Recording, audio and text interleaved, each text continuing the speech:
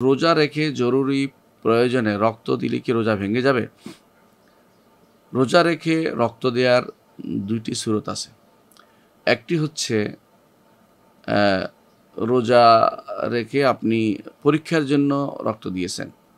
ধরেন আপনার এই করোনা আছে কিনা, অথবা আপনার জ্বর কি টেস্টের জন্য যেই রক্ত দেওয়া হয়, এইটুকু রক্তের জন্য রোজা ভাঙবে না, কারণ এটা কম, এটা হাজেম ও মাহজুবের ভিতরে পড়ে না।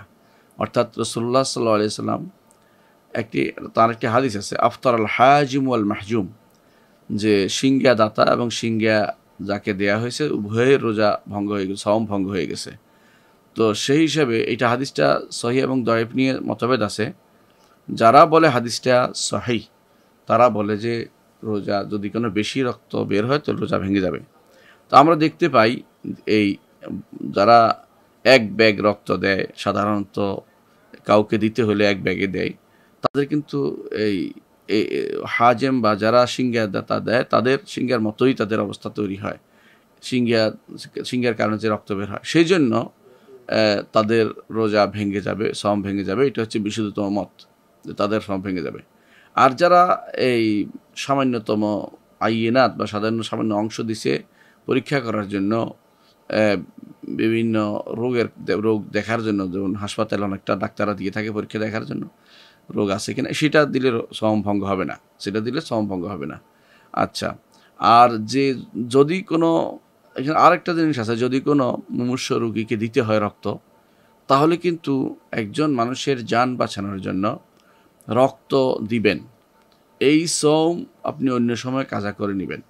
আপনার রক্ত দানের সওয়াব অনেক বেশি হবে, হ্যাঁ, অনেক বেশি হবে এই সময়, কারণ আপনি একটি মানুষকে বাঁচানোর জন্য আল্লাহ তাআলার এক বান্দাকে সহযোগিতা করতেছেন। আল্লাহ যদি কোনো তাকে আপনার রক্তের কারণে বাঁচিয়ে দেয়, আলহামদুলিল্লাহ। এই জন্য আপনি যদি সন্ধ্যার পরে দিলে না হয়, অর্থাৎ ইফতারের পরে দিলে না হয়, আপনাকে সময় খুব বেশি, অবস্থা খুব খারাপ হয়, তাহলে আপনাকে সাওম ভঙ্গ করে হলেও আপনাকে রক্ত দিতে হবে।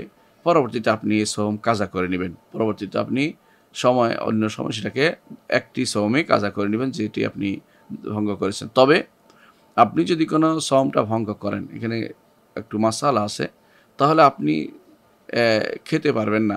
ভঙ্গ হয়ে যাবে ঠিকই, কিন্তু আপনি সেটা এই কারণে আপনি খাবেন না, কারণ তাহলে আপনি রমজানের হুরমত নষ্ট করলেন। একটি হচ্ছে আল্লাহর নির্দেশ অমান্য করা, সাওম না রেখে; একটি হচ্ছে রমজানের সম্মান বিনষ্ট করা। রমজানের সম্মান বিনষ্ট করা যাবে না, রমজানের সম্মান বিনষ্ট করা যাবে না। আপনি যেহেতু ওইটার কারণে ভেঙে গেছে, ঠিক আছে, কিন্তু আরেকটা রোজা রাখবেন, কিন্তু সাওম রাখবেন, কিন্তু আপনি এইটার কারণে খেতে পারবেন না, জায়গায় বসে যেখানে সেখানে খেয়ে ফেলবেন, সেটা হবে না। কেউ বলেছেন যে তিনি একান্তে খেতে পারবেন, এটা কারো মত রয়েছে, কিন্তু মানুষের সামনে খাবেন না।